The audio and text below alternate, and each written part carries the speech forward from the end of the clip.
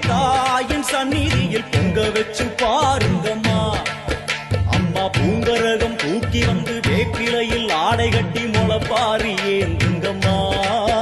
வந்து தாயவள பாருங்கம்மா, அவ வேர்காட்டு மாரியம்மா. ஆடி வெள்ளியிலே தாயின் சந்நிதியில் பொங்க வச்சு பாருங்கம்மா. அம்மா பொங்க வச்சு பாருங்கம்மா.